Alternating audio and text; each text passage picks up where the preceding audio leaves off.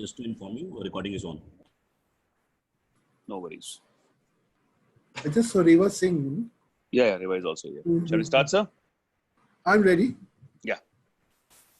Good evening, guys. Welcome to yet another episode of Tiffin Talks. Today, we are going to discuss the future of jobs in the hospitality and tourism industry. Now, we all know that these sectors are one of the most severely affected, and therefore, a dedicated session on them on the same will definitely help all the stakeholders of the industry. Today, we have with us Sharat Sachdeva, airport retail expert, former CEO Light Bite Foods and Director of Operations La Capitan Asia; Dinaz Madhukar, Chief Commercial Services Officer, Adani Airports and former Senior VP, DLF Luxury Retail and Hospitality; Ravi Tej Nath, culinary entrepreneur and F&B consultant, Director, Spice Lab Tokyo and Karma Chalet's Gurugram; Magandeep Singh, India's first French-certified sommelier, author and director, Institute of Wine and Beverage Studies; Dr. Garima Prakash, Dean, Vettel Holt and Hotel and Tourism Business School, Ansel University; and Laurent Girard, Director of the Vettel Program, Ansel University.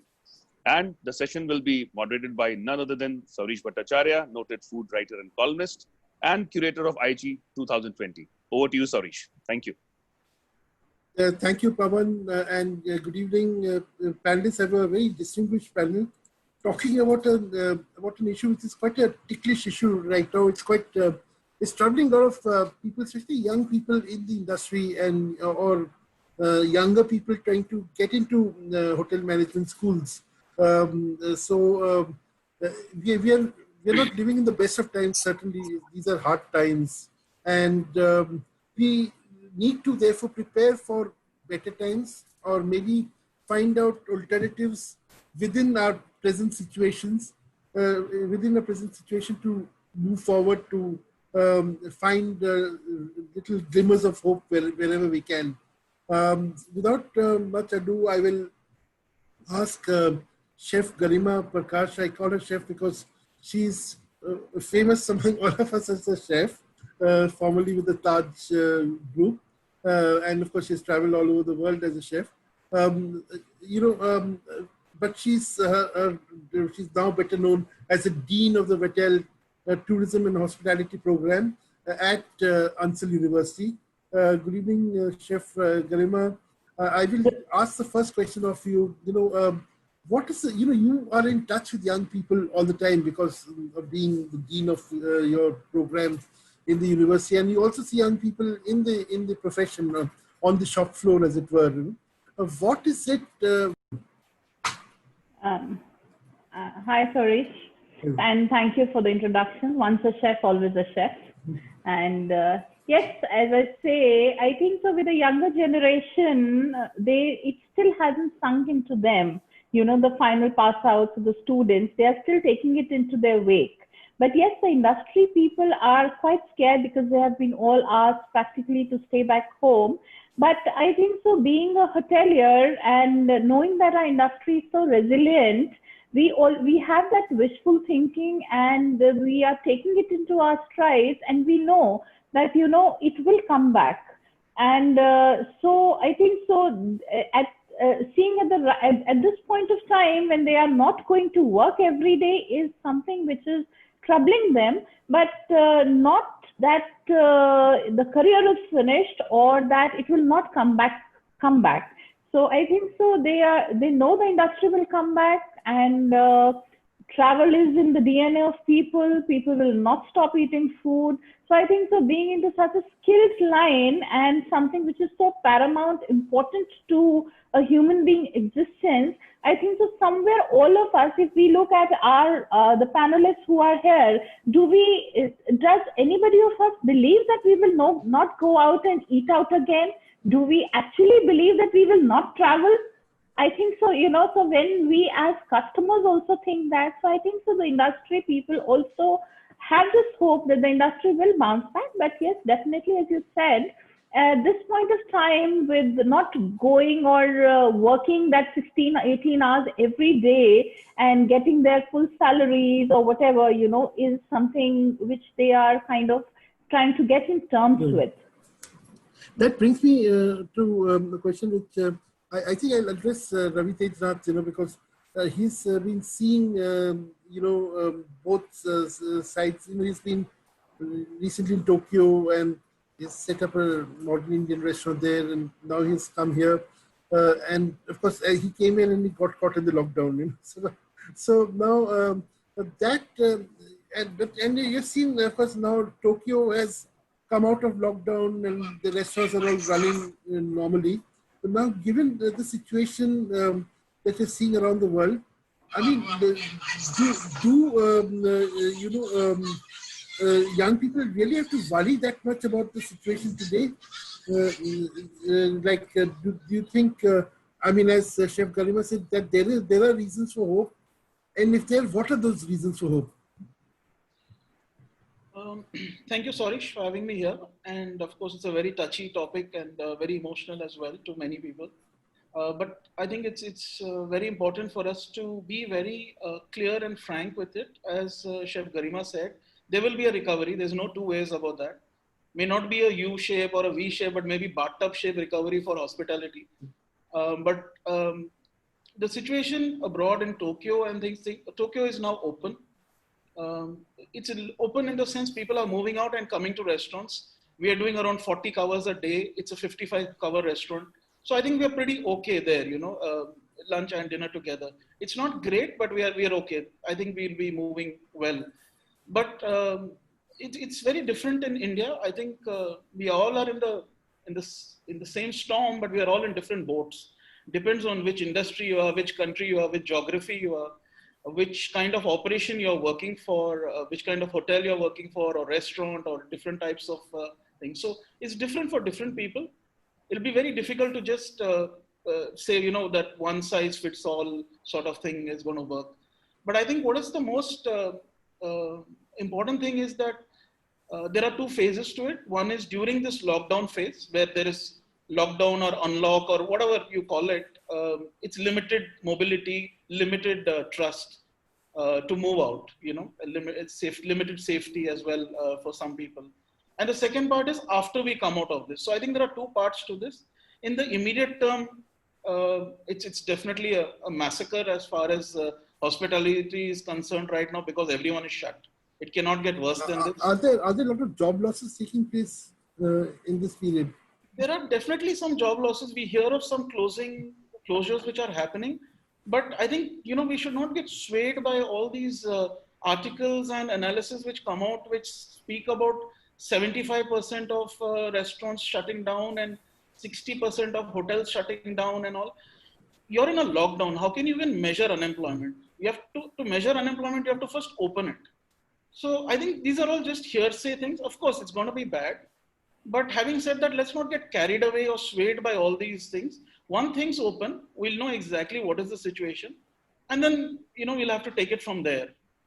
It's definitely positive in the sense I see that, yes, there are lesser jobs available, but I think there are a lot of positives in this. People who are well-skilled, people who've been students all their lives, they will actually get an opportunity to do things of what their seniors were doing. Because every employer is looking, how can a supervisor take on an assistant manager role? How can an assistant manager take on a senior manager role?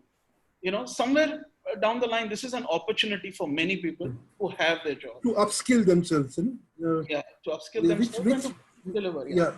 Which brings me to Magandeep. Magan, you have recently launched a full-blown program for aspiring sommeliers, people who aspire to be like you one day. So, you've launched it specifically for students in the IHMs, in the hospitality institutes, and you've priced it very, very reasonably. So now, I mean, do you think young people should enroll for such courses to multi-skill themselves, to upgrade their existing skill sets? How do you see it? So, hi, Sorish. First of all, thanks for having me. And also the fact that I think people should aspire for a lot more than where I am. That's not enough. But the thing is, so why we did that was not to be opportunistic, because there's, you have to sense the thing. So we were anyways doing this. This was going to come out for about 4,500, 5,000, maybe within a slightly different format, but still online. But now, given the circumstances, we absorbed the cost of setting it up and did it in one go. And now the idea is, why should people do this? Because what's happened is people have returned right now to their homes. People working in Goa are now back in Bengal and vice versa. And there seems to be a sentiment that not necessarily all of them will be in a rush to go back to their place of work. They might be a little more cautious, trying to look for work locally. So what happens is, having a skill set locally available will become more valued than trying to source it from elsewhere. So you have your MT programs and your advanced sort of, career programs with the bigger institutions. But in general, you'll find that most areas or big cities will come to rely on the local populace as much as they can for filling up vacancies that may arise, or for new positions that come out as a result of the pandemic. For example, more cloud kitchens, less in-house dining, stuff like that. So having a skill set will never go waste. So the idea was, and also, the brain's a muscle, should keep churning it, keep functioning, and also to divert or digress from the pandemic chat every day. There's enough news out there about how bad it is. I've stopped watching the news at times because there's only that much of it I can take in various formats to say the same thing. And as Ravitej already said, that we're in lockdown, everything we say is just assumptions. There's no reality to what people are putting as figures out there. They're just scary figures.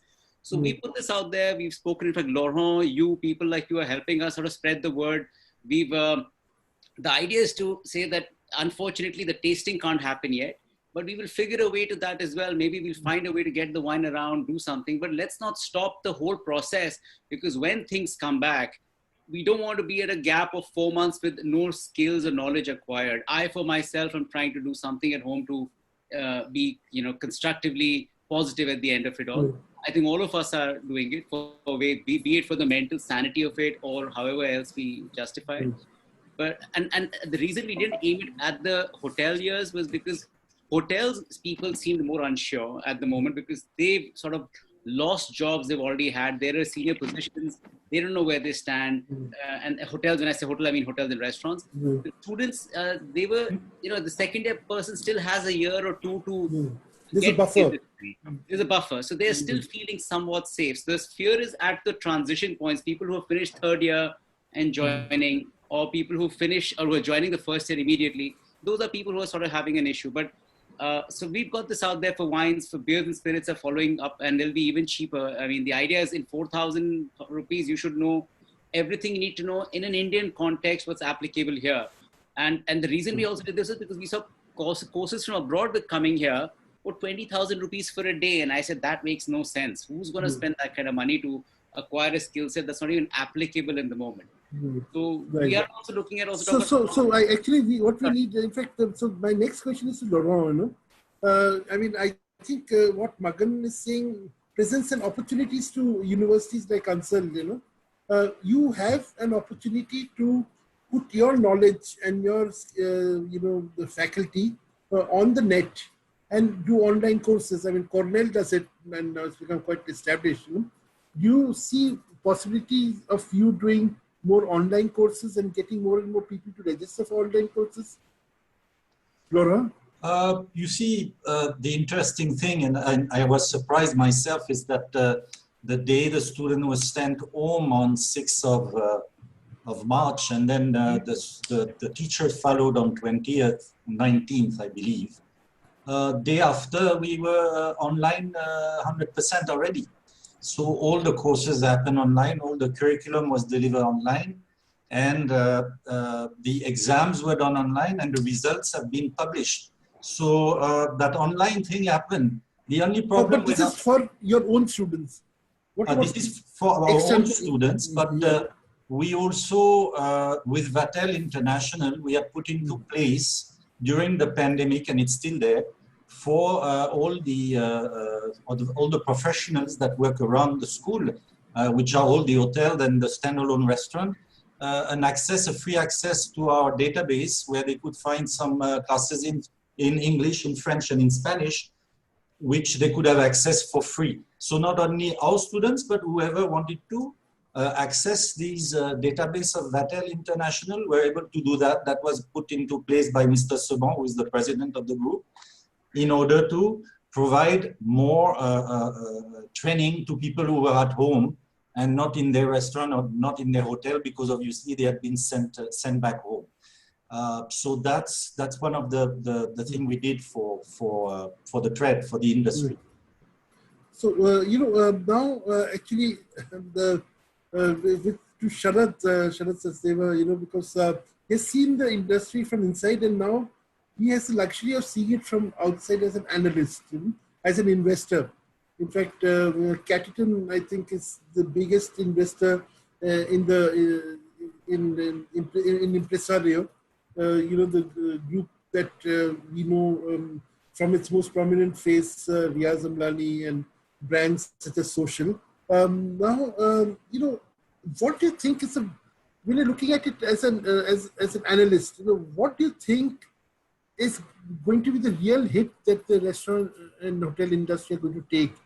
Are the numbers going to be as scary as the ones which have been touted around, or what is your take on things? You see, first and foremost, thank you very much for having me on the panel. And as far as your question goes, when there are such times, I would use I would say, an analogy to explain this, that there is a situation which is outside and it's not really good, and we all know how bad it is or how long will it take. But there is a sentiment around it, and that sentiment is definitely far more powerful than what exactly the situation is. So like our Sensex works on sentiment. So today there is a news which says there is a lockdown which might happen for another 10 days. The stock market will tank and go down by 1,000 points. The business hasn't gone down, but the sentiment has gone down. Or if there is a statement which comes out from Prime Minister's office and says that something is going to happen in the banking sector and there will be some respite to the industry, and the Sensex just goes up by 1,000 points. Business hasn't happened, but the sentiment is positive. So I think problem is there, but sentiment is more powerful, which is governing the minds of the consumers. This fear psychosis in the minds of the people has actually been far too much than the problem is. I'm not saying at all that there is no problem. There is problem, and we know it. It's a severe problem. We haven't faced such a problem at least in my lifetime. So there is a problem, but the sentiment around it is far more multiplying effect it is showing on us. So it is taking a toll on all the, on all the industries. So people have gone cautious. They're not investing. They're not looking at, going further, doing business. And so they're on a standstill. Everything is, has stopped. So as an analyst, if I may see so, the situation is definitely not good. And, but it won't last forever. We handle Chinese market, and we see how Chinese market is coming back, how they're controlling. I was talking to somebody in Stockholm 3 days ago. He says you go to the mall, the malls are even fuller than before. So, which is a positive sign. And there are cases in Stockholm, there are cases in Sweden. So Europe is coming back slowly. They know that things are not good, but they're still opening. A few days ago, Eiffel Tower was also open to public. So what I'm trying to say, there was a situation, there was a problem. We all recognize it. There was a sentiment, which was probably 5 times multiplier effect on the problem, on the negative side. That doesn't change the magnitude of the problem. Things will come back. Things have to come back. This is not going to last forever. It may last for a year. I don't know. I'm not a medical expert, and don't hold me for it saying that. But if at all it's going to last for any year, we will learn to live with it. Like today, we are not closing down. There are cases far more than it used to happen a month ago or 2 months ago. But the point is, we are living with it. We are not closing our business. We are still opening further businesses. We are further going ahead. So sentiment is far negative than actual the situation is. And we should not get our minds carried away, as Ramandeep was also saying, that the same news, if I hear 5 times in different channels, I can absorb as much as I can, but the negativity can be 5 times, but the news is the same. So the problem is that we have to tune our minds and understand that there is a problem, but should be given the due amount of importance to that problem, not 5 times what it deserves. Right. So just tune your minds and be cognizant of the magnitude of the problem, things are going to come back for sure. As you know, in fact, as someone was saying that what we are suffering now is an infodemic. There's too much information about COVID-19. And this is not good for our health, I think. Having said that, but we cannot still ignore the ground reality of the situation, and we are not living in the best of times. Having taken that into account, I was wondering, where is Pawan? Do you know if Dina's mother is So I had a chat with Dina's a couple of minutes back, Saurish. She tried twice or thrice. There's some problem with her system. Okay. And it was not allowing to come her online in terms of video or the audio feed. So I think we are one panelist short today. She'll again try, but yeah, she won't be able to join, I guess. Okay, so Thank you. then I'll reserve my questions on the airport retail sector for Sharad, who has seen it from its infancy. But now coming to the alternatives, what are the job prospects which have opened up in the last 2-3 years, which are related to the hospitality sector, yet are not traditionally in the hospitality sector. Ravitesh, do you want to start with what are the options available? Say a person who's now in the class of 2020. Now you don't want him to go and become a banker or something. You'd like him or her to be in the hospitality sector. How do you manage that? How do you do that? So I think class of 2020 is probably graduating, unfortunately, in the toughest of times and decades. And they also will be well aware of that. But however, I think they should also look at this like how most others are looking at it, wherein we don't know the length of this problem. We don't know whether we are in the beginning, the middle, or the end of the pandemic, right? So we don't know how long it's going to last. So the important thing in such situations is to hang in there. Keep increasing your skills. A lot of online options already the panelists have shared. There are many more as well. And just hang in there, because the industry, as Sharad said, will come back. It may not come back in exactly the same way that it was earlier. It may come back completely different. It come back slightly different. And I think with every, like you say, with every crisis comes opportunity. I think there's also revolutions which happen. And I think we are on the cusp of a revolution which is going to happen in the entire industry. The way it's going to work, the way it's, the models, the business models, everything is going to get revolutionized, not just marginally tinkered with. And after every revolution we've seen, whether it was Quit India, whether it was the Green Revolution, the existing, the previous thing is just redundant. It's a completely new game which starts. And we need to be ready for that. We've already seen DLF put out something that they're moving to a model where, there's going to be shared revenue, and it's just the beginning. It's the start. But if they are also cognizant, and so are many other owners as well. And I think it's going to be a completely different thing. So this is the time for coming to the class of 2020. What you've been learning till now, those 3 years, maybe only part of it will actually be useful in the time ahead. So use this time to upskill, right, upgrade, get online. Ravi, that brings me to one question. Yeah. I think I'll address it to, I cannot, okay, Magan, you're briefly off screen. Okay, I'll ask it to Sharad. Sharad Satsena. Okay, sorry. No, actually, Sharad may be the right person to ask. Sure. This is a question which has come up on a chat room. The question is that, do you think that the retail sector will recover faster than the hospitality sector? So, would it be a good short-term, advice to give to the class of 2020 that they should look seriously at the retail sector and snap up jobs that come up there? I think food business definitely is far more hygienic prone or affected, and this entire COVID situation is more to do with hygiene and stuff and contactless stuff. If you're going to eat somewhere, you will well imagine that there has to be some contact, certain amount of contact, as compared to if you're going to buy a shirt or if you're going to buy an apparel for that matter. So I think retail will be far easier to roll back. And I would want to share these data points, quote unquote. Don't hold me for this. It's just a hearsay thing that I hear from my Chinese counterpart, that retail per se has come back by about 70% in most prominent cities and malls of Shanghai, Beijing, and bigger cities of China.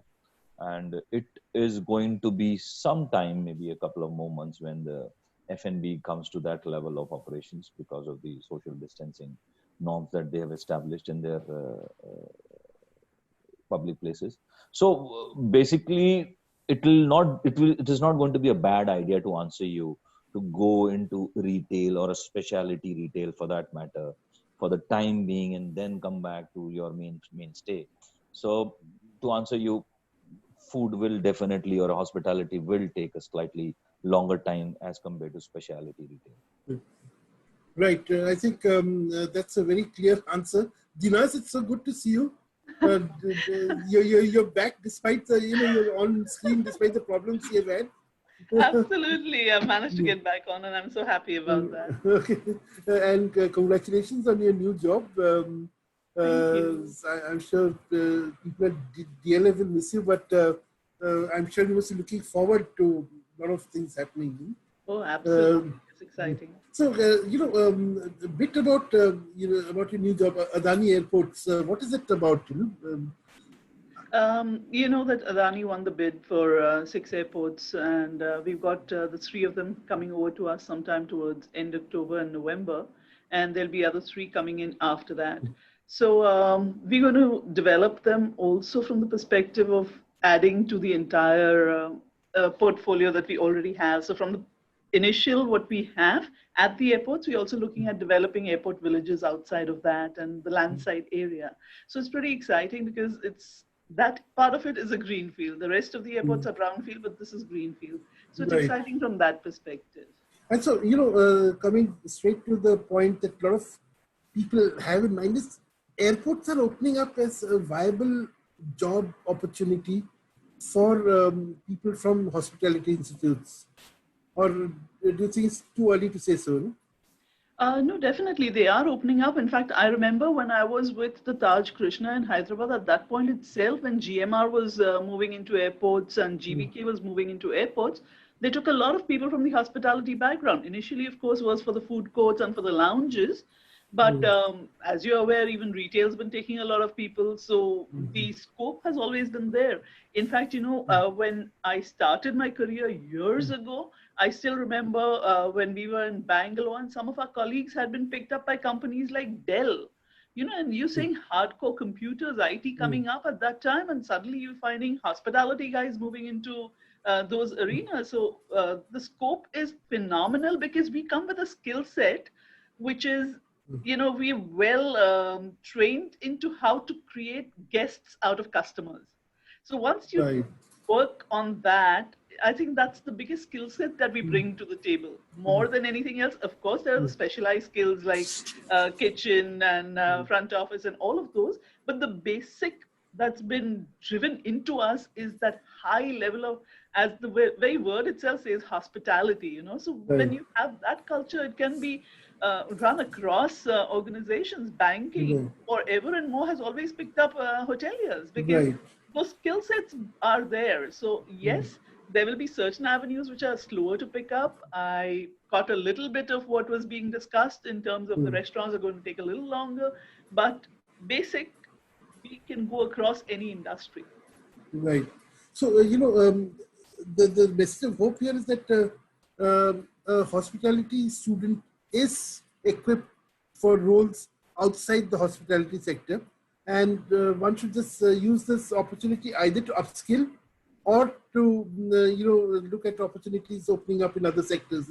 And retail, of course, is the big sector which seems to be coming back into operation soon. So absolutely. Now, Chef Garima, you've seen the new demands created by what we're calling the new normal, So do you think there is a need to change the hotel management courses? do you think, say, the Vattel program will need to change to take into account the demands of the new normal? Yes, actually, the curriculum mapping will happen, but not immediately, because we have to first understand what the industry is doing here. So obviously, whatever the industry is going to make, how the industry is going to make normal as the new normal, that has to be inculcated in the students, definitely. And not only the students, the faculty members also need to go back to the industry in terms of short-term courses, to understand what is happening, to learn that, so that they can further on teach it to the students. So I think the industry and the academic connect for the next 1 year has to be very, very strong. Otherwise, we'll miss the boat, So the changes are really, really happening at a phenomenal pace, because now each opening is, the reopening is looking at every hotel, the reopening is actually becoming as a fresh opening. So whatever were the flaws of in any operations of any hotels is something the owners are looking at, with a very strong point of view and correcting that. And obviously the new normals have changed, the technology will advance. So all those things, before it comes to the students, the faculty of the hotel management colleges need to gear themselves up, have a better connect. And we would obviously request, and I think the industry will come forward to educate us on that and to bring the academic and industry together. And thereafter, the curriculum has to be definitely mapped. There's no doubt about it.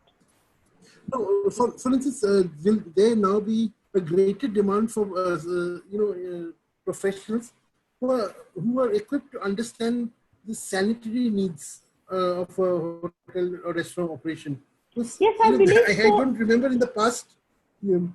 Like every hotel has a microbiology lab, but it is like, consigned to one sad corner of the premises, Yes. And then the microbiologist is generally, the chefs resent that person. Everyone hates that person because she always picks up some fault or the other in every operation, So now, how do you think all this will change? I mean, it has to change.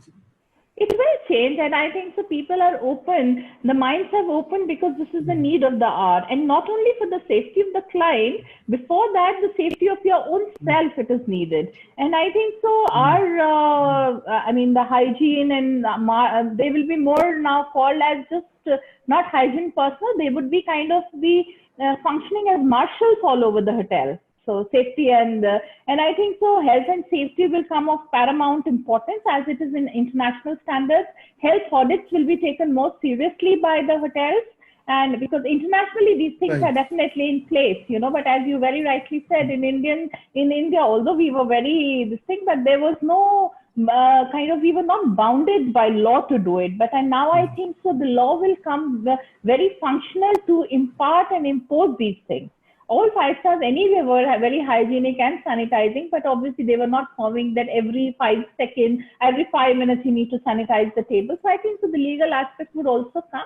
And as the rest of the things became a habit to us when we were functioning in hotels, with the newer generation also, all this thing, the way they will be trained, I think so it will become like a habit to them to do it. And the very soon the new normal will be the normal of the day.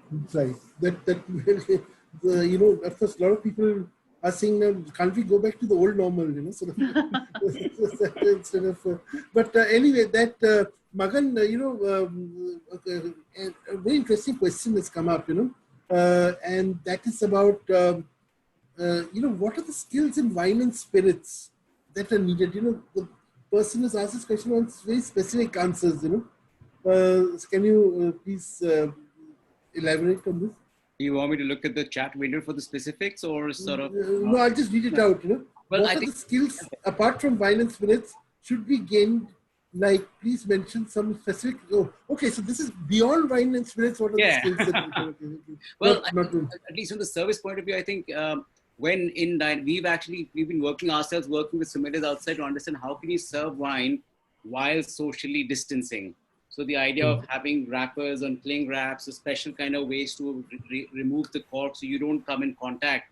So zero contact is basically what you're trying to figure out. But again, when I'm pouring wine into a glass, I'm going to be as far away as the length of my arm, and that's pretty much is what it is.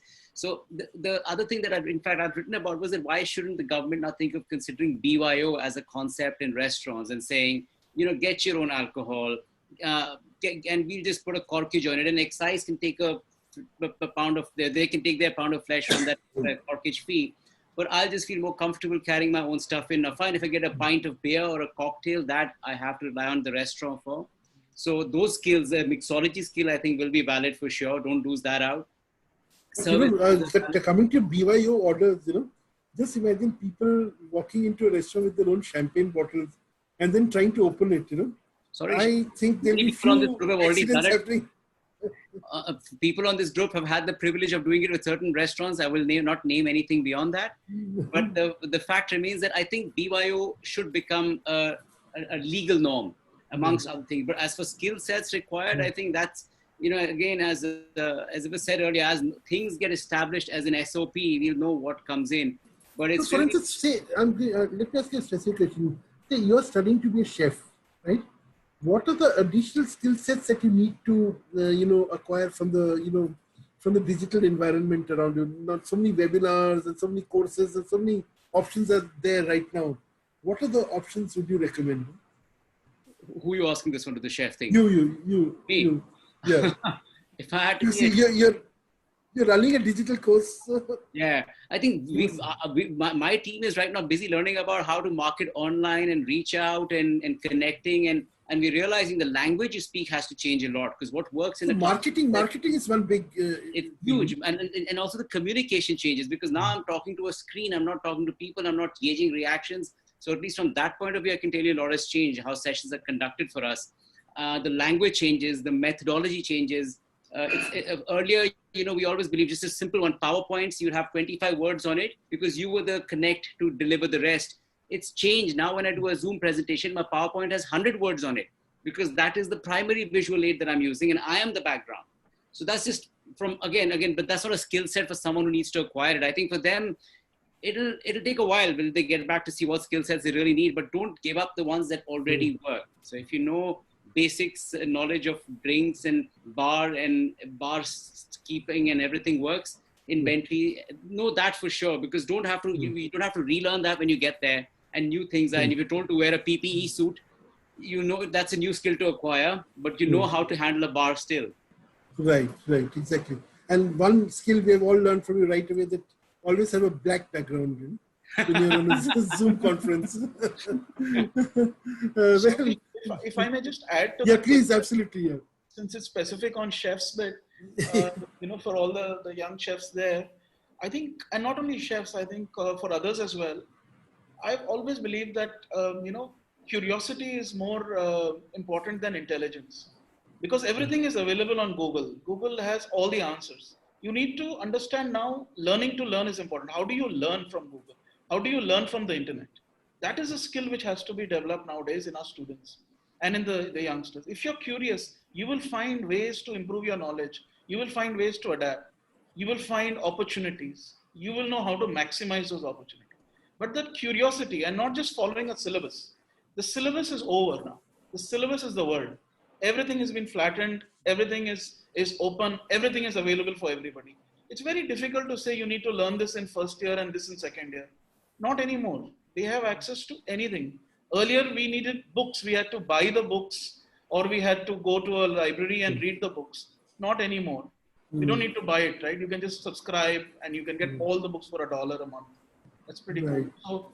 So first is, curiosity. So students who are passing out now, who are even in their final year, it's not, don't get worried about what job you're going to get today or tomorrow. You're up, when you upskill yourself right now. And by that, I mean, change your thinking. Like what Magan said, he's focusing on marketing and this. And we are, some of us at this age are focusing on how to be digitally connected, right? It's such a new thing for us. But now that's going to be a soft skill that everybody needs. You need to know how to handle digital media. That's a given. It's like a basic soft skill now for any job. It's very important you're saying this, because I'm associated with a very important, trade fair organization. And what problems we're seeing is that, the exporters community, now one would imagine the exporters community to be digitally quite savvy, but they're having the maximum problems, coping with an online trade show digitally. It's interesting that the visitors have no problems, accessing an online trade show, but the people who are exhibitors are having problems dealing with it. So, this only, I think, reiterates the need for the digital savvy, Yeah, it's a basic requirement, I think, for any job. Whether you're the doorman or the chairman, you've got to be digitally savvy. It's required. Right. So, Loha, that brings me to, as an educator, you've of course been a very successful manager. You've run Michelin star restaurants, but how do you see the academic courses changing in this new world, the new normal world? I think we just said it that the chef just spoke. It's you need to experience. You need to right now upskill means what? When you are in your kitchen, that's what I've done for 3 months. I've started cooking. I have starting doing things, experiencing with food. I made I don't know some things with white sauce instead of red sauce to see if it was nice and coming out. So the students should be doing that. And of course, the curriculum will change. We have not changed the curriculum in hospitality since decades. So we need to change things because the world has changed, the industry has changed, and now it's going to change again. So obviously, it's something that is going to need to be done. We are lucky in Vatel because we have a pretty a curriculum that changed quite often.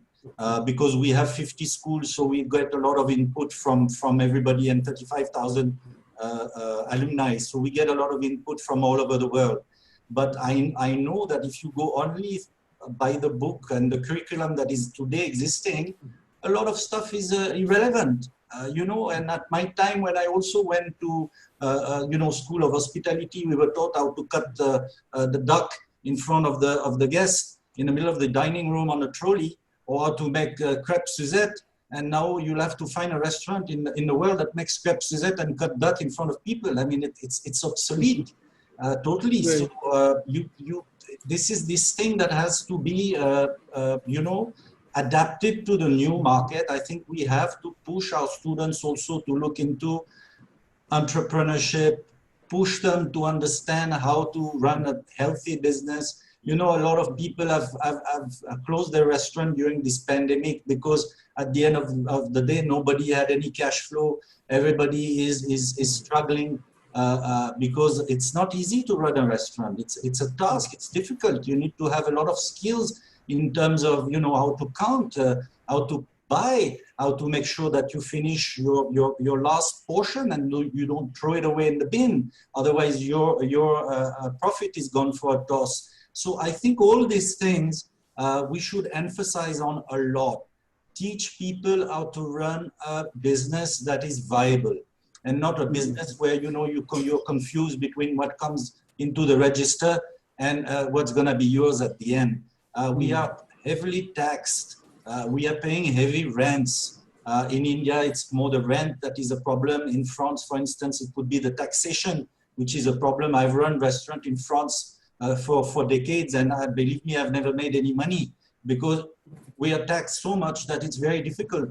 And if I had not been a good accountant in a way, if I didn't have that skill, I would have lost my business. So I think we have to push the students to understand that they have to be careful when they enter the business. They have to make sure that they have a clean sheet and they know where they are going and what they are doing. People have a tendency to just open a restaurant. It's fun, let's put 2-3 crore into this thing, make a menu. We have no chef, we have no thing, but it doesn't matter, let's go. It's not possible. I think the business also has to become a little more professionalized. So we gain in efficiency, and rather than seeing restaurant opening like popping up like mushrooms and closing 6 months after, we have companies and business that are doing better for a longer amount of time. Business that are perenne. which we don't see much these days, even in Europe. It's very difficult, tough to survive. I wanted to bounce on one thing is that I believe also that, in India, in the world today, the part of hotel business is about $600 billion. The part of airline is about 700 billion. And the part of food and beverage is 1.3 trillion. It's 3 times the amount of hotels and airlines put together. In India, the amount of hotel does about 20 billion. Airlines, I think, is 22 billion. Airline is around 26. And food and beverage is at 7.3 billion. So you can see it's only a third of hotels when I think there is a huge gap there that can be filled. And we see how the life of the restaurant business has been very, happening in India. Very, people are very happy to get into this business, and some people are doing it very, very well. And I think it's a great thing to watch. And I think that's what we have to push. We have to push the F&B, and we have to also forget a bit about the hotel. We have been talking about hotels. We have to tell our students there are careers available in standalone restaurants. You will make as much money, if not more, and you'll be able to progress much faster than if you go into a hotel chain. Let's go out of the 5-star. I know a lot of people are not going to like that, but I think we need to push the standalone, push our students to experience the standalone. They will have much more room to play also. If you go to some restaurant in the city today, I don't want to, to say any names, but there are some kitchen where you're going to learn a lot more, and you'll be making much better food than in certain 5-star properties. I really believe that. And there is an opportunity to do that also. And I think that's also a future that will come to, but that will come back sooner. You see, restaurants are open, hotels are not. I mean, it's a fact. So I think we have to focus on this standalone. I think we have to get together much stronger than we were in the past. It's always a problem. It's in Europe also, we have some lobbying, but not to that extent. And we represent such a huge amount of this money. We generate a lot of revenue. So this is something that we should be looking into, and I think standalone is something that our students should go to. Right. And really, I think that's one area where hotel schools still they're too focused on hotels. In fact, Dinas, you had a point. Yeah, I wanted to share something, Sarish. At the Lodi Hotel, what we started with the leading hotels of the world was we were getting a certification done for the hotel, which is the GBAC, the Global Biorisk Advisory Council. So our students will have to bring in some additional skills besides their kitchen skills and besides their F&B skills, wherein they are going to already know what are the laws applicable, what are some of the courses that the institutes can do for them, so that when they also go out, they have that edge over every other student because they have done something which fits in with the time being. Second point I wanted to make is, first thing we ever learned in school was man is a social animal. We are currently bound because there is no vaccine. The moment the vaccine is there, and its vaccine is in various stages, right now as we speak. So once it is there, it's going to be back to normal. So there is a fear for the here and now, but it's across industries. It's got nothing to do with just the F&B. Sure, F&B is impacted. Sure, retail is hugely impacted. Hotels are impacted. But every industry is impacted. It's not just one. Airlines are hugely impacted. So we need to just right now concentrate on what is the additional skill, and that skill needs to come in the space of hygiene and safety, as we spoke about. So that should be there. And the other thing that hospitality institutes and hotel management institutes can do is, like when you're doing your MBA, you have an option of branching out into finance or into marketing or into, we only focused on the hotel skills, but you can have additional skills which help. The third thing, and this is something which I learned when Food Hall was doing it, they have the little booklet which says you can call the chef home and the chef cooks for you. Hotels are also going to be doing that. Right now they're doing delivery, but it's not going to be far when you're going to say, hey, the chef's going to come to your house and do it, where you can control the setting. Right. So that's another avenue that opens up for you. And fourth, and the important one is, of course, it's already started in a huge way, the Right. cloud kitchens. Because people are fed up of home food. I mean, Right. when you were working initially and you said, like, ghar ka khana khana hai. Trust me, I'm so saturated with home food that I'm just waiting, when can I go out and eat? So that is going to happen. And cloud kitchens also become a good avenue. So we need to expand our thinking. And as rightly said, it's not limited to just hotels.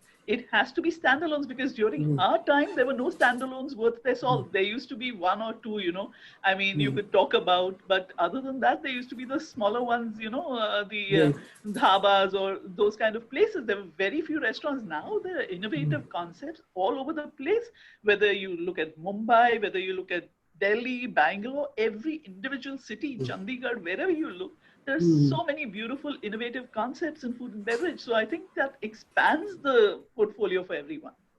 Right. That's, I just, thought I'll ask Sharad the question, when you're looking at, standalone restaurants and you're looking at the job opportunities, but we are also told that even standalone restaurants are going to suffer more than hotels. I mean, what is your reading of the market? What is happening in the market? Unfortunately, yes, standalone hotels are restaurants or food courts are equally at heat as a five-star hotel is or deluxe star hotels are. So, but a lot of restaurants are innovating. They have very quickly adopted the delivery part and now the cloud kitchen thing. And that was my second question: is are standalone restaurants increasingly going to move to the cloud kitchen model? I mean, even hotels are doing it. No. Yes, hotels are definitely. And as Dina said, Taj has just launched it. Taj has just announced. Yes, exactly. Yes, yesterday I was talking and there was this chef from a five-star hotel said that we are doing 8 cuisines from my kitchen in the five-star hotel in Greater Noida. So what I'm trying to say is, yes, they have a property and they have to leverage it. There has been an investment gone into it. It is a smart thing to see how the pulse is and adapt and accordingly adopt and serve. Similarly, restaurants are also going to do, but unfortunately, that's not a mainstay of a restaurant. See, restaurant, the property is lying in a prime place or a prime market or a mall, is basically there because of the way footfalls are. It is not meant to be doing a cloud kitchen or a dark kitchen or a ghost kitchen or whatever kitchen. So it is not a long term workable solution for a restaurant to convert their kitchen, cloud kitchens, while they have to still compete with actual cloud kitchens which are situated in not so prime areas with lesser rentals and lesser maintenance and so on and so forth. So thing with the dine-in restaurants converting into cloud kitchen is not a very good idea. If at all, it is a small breather in between, but it's not a workable model. These restaurants will come back and eventually stick to their core of serving customers and giving them experience, because you don't go to a dine-in restaurant just to eat. It's an experience. It's a memory. You're sharing a event. You're sharing something, more closer to your heart. So it is more of an experience, as some of the restaurateurs would say that we offer you a 60-minute vacation. Like you go out to different hill stations or different places for vacation, and you enjoy a week's vacation. This is a 60-minute vacation because you come here, you unwind, you take things in a lighter way, and you kind of gel with your friends and families. Jobs will come back. It is I know everybody. I can see a lot of chat coming, and I'm reading these questions. Jobs are going to come back, and as a very intelligent guy told me from one of our funds, is that this is the year of opportunity. And when there is a lull, there has to be a upswing as well. As Ravi Tej said, that it's going to be a bathtub curve. Maybe, but I wish it isn't like that. But so maybe a U-shaped curve or a B-shaped curve. So things are going to come back, and job market is going to come back. because we are still 1.3 billion people. Right. And the world is still 7.2 billion people. Right. And the consumption will still be for 7.2/1.3 billion people. So we don't have to worry. It's just a matter of time. Temporary phase. I Sure. think that's a very nice note to sound, which I like Ravi. Maybe another question which has come up is that when hotels and restaurants start hiring, or when they reopen, there'll be a lot of pressure on them to maybe what will there be pressure on them to rationalize their younger and therefore the less experienced staff, or to get rid of the more seasoned hands, So which way is the job market going to move, So there will be rationalization of staff, and we can't escape that possibility. Yeah, I think, Sorish, it's going to, what I feel is going to happen is it's not just in the staff or the manpower cost, which we are talking about. Like I said, rents also, there will be some new models which will come up, and Right. in all cases they'll come up. And so they will also come up in the manpower cost. Right now, Right. the only way we look at manpower cost is to, reduce the number of people or employ less expensive people and replace the more highly paid people. These are Right. the basic things that we operate on. But there's this Right. abroad, I mean, you'll be aware also, abroad there is this whole sort of part-time or temporary thing which works. So when you're busy on weekends, let's say, you employ more people. And when you're not on weekdays, you don't get that. You have a Don't basic have. structure of people in place, but you keep Right. adding. We do it for banquets here, but that's more Right. untrained or semi-trained people who join us. Mm. What I'm Right. saying, there will be good, highly skilled people available for a day. You can get a very good, let's say even chef. You get a very good chef who's worked, maybe his hotel cannot afford to Right. keep him on board 365 days a year, but they Right. need him for a few events. So he'll work maybe 5 days whenever they need it. Let's say 5 days or 6 days in a month. He's free for 24 days. Now, there could be an event at a house, there could be a catering somewhere, they could be teaching in a college, it could be anything. Right. You have many opportunities. But the mindset needs to change of the of all of us who are working, because we always see earlier it used to be we need to join a government job, uske baad pension milega. Right. Private acha hai, paise abhi mil jayenge, we'll make our money, we don't need pension. But now it is, can you work saying that I am a freelancer or I am available, you can book my skills and my time for particular times. Right. Another Right. industry, but not so much in ours. The moment that opens up, I think the manpower cost game for restaurants just changes dramatically. Everyone. I see that happening. Yeah. I think what you're saying is that the rules of the game are going to change quite dramatically, and one of the ways it will happen is that the whole concept of either being temps or permanent will go. So there'll be a middle road which will open up. You could be a temp for for like 2 weeks of the month, and a permanent employee in 2 weeks of the month. That could also happen. It happens all over, Sorish. Right. It happens abroad in Japan. It doesn't happen in India. So. It doesn't happen because of the status thing attached to it, that I don't have a permanent job. But I would request especially the youngsters now to start thinking differently. You work for 4 days. Let's say you have 20 days to work in a month. 10 days you can keep, and I've done it for 5 years now. After leaving the job, it's very enjoyable. 20 days you have to work, 10 days you can enjoy yourself, or even 15 days. And in those 20, you choose where you want to be because you possess a skill set which people need. They can't afford you full time, so they give you for a few days. And you also upgrade yourself. You work with people, you learn in new industries, and it can be done at any level, Sorish. And I think that's the way forward, as long as you don't get stuck with that status tag. So, entrepreneurship is very important. Going freelance, being entrepreneurial for you is a great way to launch yourself in this new world. Yeah. So, entrepreneur is different from self-employed again. Like you need to have the training, as Laurent very well said, that the training is very important, the learning is important, it should be in the curriculum. Otherwise, everyone learns the hard way by shutting down restaurants. Right. I think this is a very, very good sort of a sobering thought, I would say. That maybe I will ask you all, give you all a minute or two and then we'll ask Chef Garima to end the proceedings, and Pawan will come in then. But the minute and two that we'll give all of you will be to talk about one big profession or one big vertical which is sort of simmering under, and which will, which hospitality students today should be prepared for so that they can get into that business. Sharad, you want to start? You want me to propose a profession which could be, kind a of vertical, yeah, a profession or a vertical or whatever. I think I would say that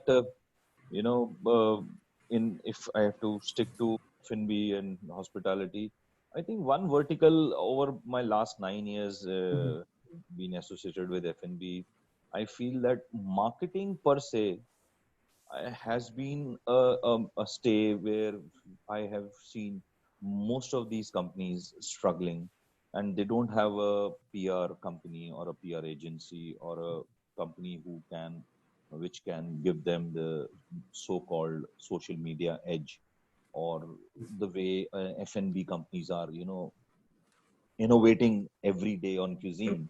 I would say that chefs are far, far more smarter and well aware and informed, and innovations are being done by them. But what they do, certain restaurants and their restaurant chain companies are not able to kind of market around and educate the customer around. So the market pitch is lacking by far.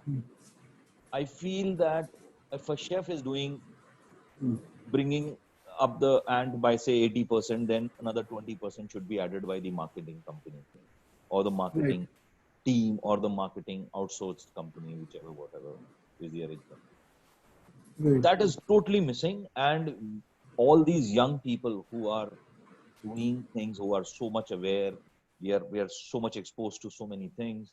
You can, attain any information at a press of a button, and you can put your mind around it, apply your mind around it, create a nice marketing pitch, campaign, so on and so forth. That is primarily missing in the entire F&B industry. Hotels are fortunate; they don't need marketing so much, but I feel now they need, because they're now everyone needs marketing. Now everybody needs marketing, like sales. Right. Like the hotels have sales department. Why don't they have a marketing department? Right. I know they would have 1-2 people who will just take care of their negative comments on social media. That is not marketing. Marketing is Ravi Tej is doing something phenomenal. How should I make it be larger than life? How should I project it? This is the best thing ever could have happened to the mankind. So something of that magnitude is completely missing. I see some of the restaurateurs. I would take pride in associating with myself with Riaz, who has a wonderful marketing mind, and his brainchild social is doing what it is because of only one guy, and his innovative thoughts is him. Rest everything is the same. You see, liquor is the same in everywhere you go. A beer is a beer is a beer, and a malt is a malt is a malt. But the point is how you market it. So I think these youngsters should see, and I think it is a very glamorous and a very demanding and a very challenging field. They should look this vertical as something that they can come and fix it for the F&B or the hospitality industry per se. I would rest my case there, because I struggled in Light Bite. I changed 4 marketing heads, and I couldn't still find anybody suitable. There were juniors who were doing far better than the HODs, and HODs were simply eating on to what juniors were doing, their copywriting, their social skills, and their PR skills, and their whatever. So I would rest my case here that marketing is one field you should look seriously. So F&B marketing, a lot of potential. Yes, sir. F&B marketing is something which is very big. Hospitality marketing, chef marketing. Right. See, there are so many good chefs who are being marketed well by their bosses, have done really well in life. I don't want to name them. You know all of them. So Dilas, what do you think? I think this hospitality marketing is a great idea. What about you? What do you think is that one skill set or vertical that should be developed by hospitality professionals and even hospitality schools? what we've been discussing about hygiene marshals, I think it's very important because this incident has shaken the whole world.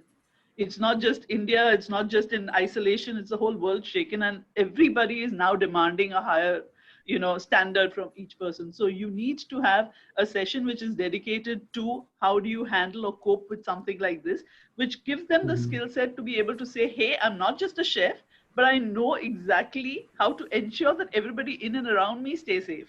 So it's not Right. just what we were doing with our, chopping boards and color coding and all of that. It goes much beyond hassle. It goes Right. into something different, and that's a skill set that would be very, very handy at this point in time. Right. That's very important. Hygiene, Magandeep, what's your I think take on the subject? the movement that started as a fad, perhaps the vocal for local, has a lot more to it than just momentary alignment. Slogan. And for people who get behind it and looking at local manufacturing of all forms of alcohol, be it not just the mainstream gins and whiskeys, but even things like vermouth and bitters, shrubs, making them for local bars and stuff, I think will have a market in the future. Because even someone like me, who I will not disclose how much alcohol I have at home, but let's just say that I'll run out in about a year's time, and that's never happened to me before. So the point being that we are going to buy locally. We will look at ways to get that. Government might align to allow us more access with online buying and online access to these things. So finding first either backend integration or finding a way of route to market of how to get those things to your consumer at home with the SOPs in place. I think that's a really big space there. So how can you assure someone of sanitary hygiene and then get me a cocktail home in the right condition and stuff that works? I'm talking purely from the alcohol side. This could apply to food, processed foods, many other things. But I think vocal for local is something not just to be ignored right now. I think it's a deep movement, and it's woken us up to many, if people think they can now make butter chicken and this and that at home, they can, other bartenders realize they can make their shrubs and vermouths and liqueurs and bitters at home, and then they can make it available to others. So I think that's a space I am really looking at. So people, but it's a cost intensive thing. You can't just go open a winery or a distillery just tomorrow. But having said that, the existing ones are suffering. So the micro brands will have to rise. A lot more micro brands will come up. What has to change are the policies. So we can't have a 15 lakh rupee registration for a beer brand in Delhi. That will not allow that. But if that comes down to 1 or 2 lakhs, you will find hundreds of brands coming in. And obviously there'll be a boom, and then some will survive, some will get taken over. But I feel that space is fairly ripe. Work with local brands for hospitality guys, work in the retail side of things, maybe for the time being till they get back to whatever. Yeah, that's where I would be. That's good. Retail is a very important point. And I think you do a lot of training for people who want to get into retail, don't you, Magandeep? So the funniest thing we've seen is 2-3 years ago, we were trying to make apps for people because a lot of retailers wanted an app and an iPad in their shops. So people walk in and they can order things on the app. So I'm having chicken with the yellow curry and rice, and 5 people, what wine or what whiskey should I buy? I should list it. We made all the matrix, we put everything in place, but guess what happened? We put the money in the iPads and everything, and the people would walk into the shop, they'd pick up the iPad and say, hi, can someone come and help me with this? So you still needed the people. So hospitality remains a people-intensive industry, and I enjoy that bit. Having said that, today is the first time I'm seeing it change, because now having a menu on a QR code, or people telling me, I'm imagining when dining begins, people will say you can only come with a reservation, you have to pre-order. So when you come in, your wait time is reduced, you've prepaid your food, you come, you sit down, you eat, so that I can have 3 seatings instead of 2 seatings. Is the only way I'll recover my money when my 50-cover restaurant now only has 25. And I'm okay with that. I'm happy to pre-order my food. If I do it in Zomato and for restaurants, why can't I do it in a other place? Extra things you get to pay for over there. I believe so. Retail is going to be big in a way. And already the ticket price has gone up. I was talking to retailers. If average person used to buy a 2,000 rupee bottle of whiskey, they will now explode up to 6,000. That's 3 times over. And there is an increase in that space. Channels are changing. Retail will need more people. Retail as a paradigm will change. Shops will look better. People will invest in it more because it will be an outlet where you're competing a lot more with the others. And if they open up delivery, at least some states have, I don't think the big guys may be the way to go. Amazon, big basket might be great to an extent, but it will be the smaller guys. If they can put up their smaller systems locally, which will, like a local colony or a 2-kilometer radius being served, you will have a lot more traction there. Also because it's more accountable to see who we're delivering within that kilometer. So your sanitary and other hygiene checks can be in place. So, yeah. Right. So Laurent, one question about say Vatel and what is one problem I have with the Indian hospitality institutes is that the wine and spirits education program is generally ignored. It's like it's not really up to scratch. So what are you doing, or what have you done to raise the bar for wine and spirits education? So first of all, we have because of course the way it works here, we cannot serve alcohol in the university. So obviously it makes it very difficult. Vatel all over the world, and Magandip knows it better than anybody, has wine classes within the curriculum where the students do taste. So obviously they understand what wine is all about. And we are talking about a country which has a wine culture. In India, of course, the challenge is that people are not coming from that wine culture. People are more whiskey drinkers, and the children that we are getting, the students that we are getting, they have not really been exposed to all that. So it's a challenge, it's a real challenge. And actually we are talking with Magandip. We have not been able to do yet what we wanted to do. It's been more than a year that he's proposed to help us in a way outsource all the F&B to him and his team, so that the teaching could be done outside the university, maybe in a restaurant or a bar or wherever, he has now a place also, so he can do it in his own thing. I think that's probably what we have to see, because, Suresh, if you don't have the liquor, how do you show people how to make a cocktail? It's impossible. And if the students cannot hold the glass, see the wine and taste the wine, how can he understand? Right. I also wanted to say something, Suresh, about these verticals you're talking about. In India, there are so many things that we have not touched yet. There are so many things we can do. This pandemic, we have seen, has clearly indicated to everyone that we are walking on our heads, that we cross the world to go somewhere, to eat something, or to spend 5 days on a beach, when at the end of the day, something is available to you in your own country. I'm not saying not to travel. I'm saying that people should travel more sustainably. I'm saying that in India, we should look into developing sustainable tourism, have more destination in the hills rather than everybody rushing to Himachal, to Shimla, where it becomes a complete disaster and completely unsustainable. I think we have to push the students to, I have some people that I know in Himachal, I know Himachal because my wife is from there, that would love to stay at home and do something there. And it's difficult for them to develop, but a lot of people have projects that they want to open new things in more remote areas of the country where people could go and spend some time, rather than go with 1 million, 500,000 people every Sunday in Shimla and queue on the road up. You see what I mean? So that's something I think that this virus has taught us also, that we really have to think about how we're going to see the future of tourism. We need to be more sustainable. We need to think. We also need in the food business to understand why are we eating some avocado from Chile in India, and we have avocado in Bangalore growing. Of course, they might not come all year long, but they come at a certain period of time. We can consume them then. We have apple, we have cherries right now. It's in season. Do some cherry clafouti. Do something like that is, in season. I think that's something we need to inculcate to our students. Tell them that this is the slow food is the way, that sustainability is the way. The world is going for a toss. Forget about COVID. Forget about COVID. COVID is a boon in the river. The issue is much larger than this. So it gives us an opportunity to think. I think this virus has given us a little bit of a kick in the bottom, and we have to wake up, all of us, and the students need to understand that what is at stake, and we need to show them that path. That's what I wanted to say. Right. I completely, agree with this point. We need to start thinking innovatively, not only just F&B, but the entire tourism sector has to think innovatively.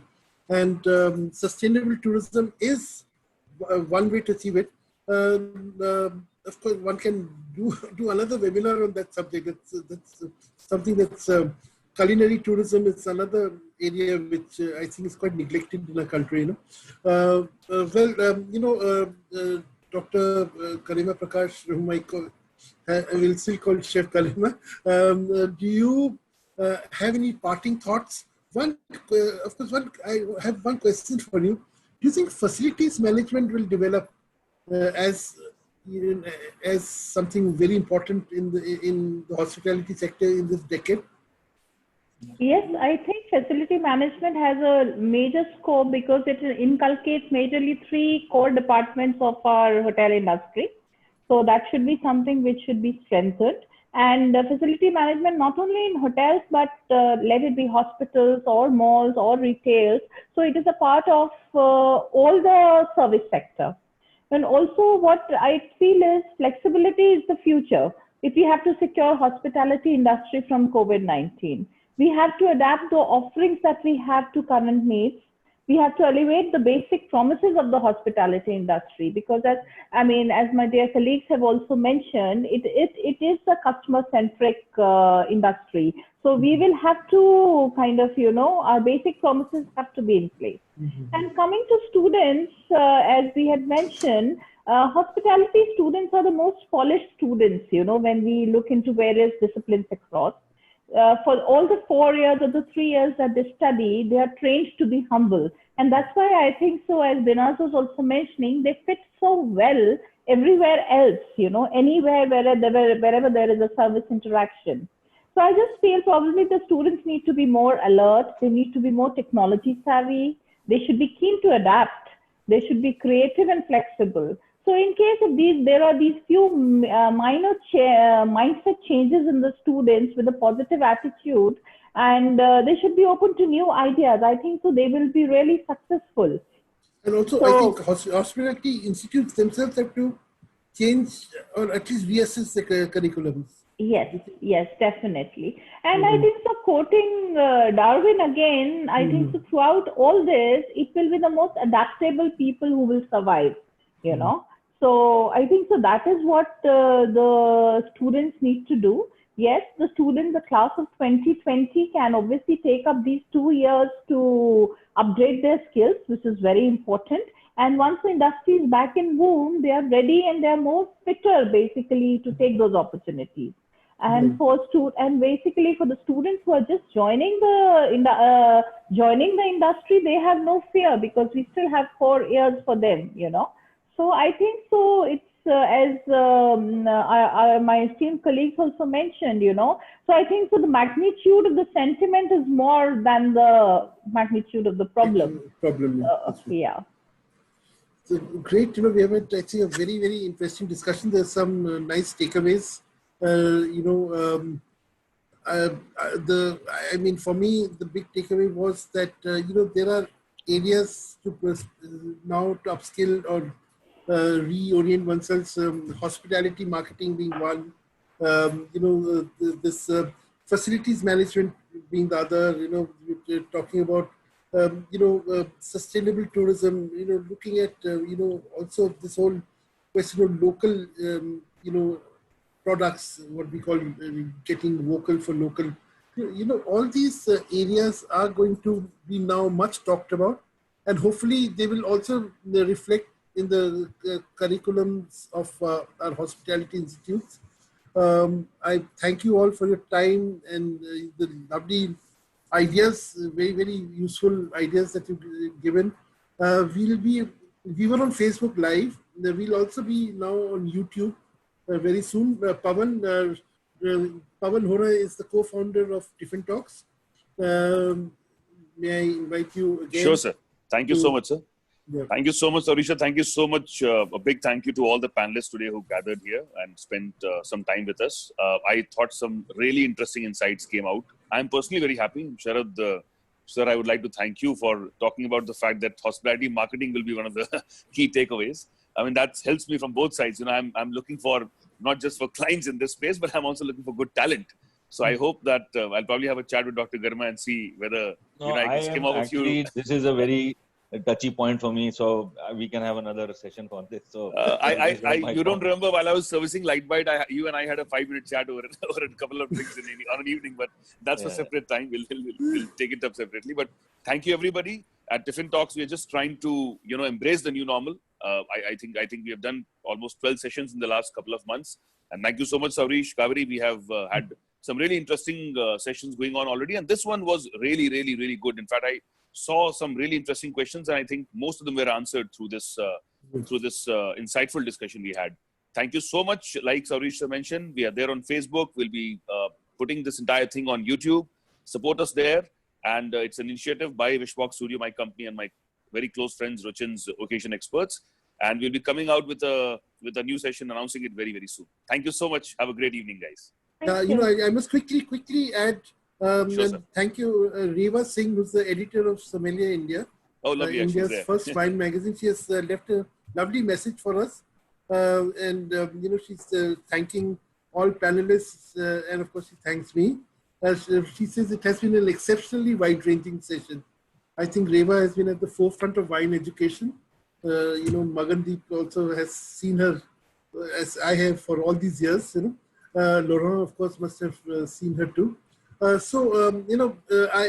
hope the goodwill of such people remains with us. So thank you all. Thank you once again. Once this YouTube link is ready, we'll definitely share it with all of you. Absolutely. Thank you so much, guys. Have a lovely evening ahead. Thank you. Take care. Thank you. Bye-bye. Bye-bye. Thank you. Bye.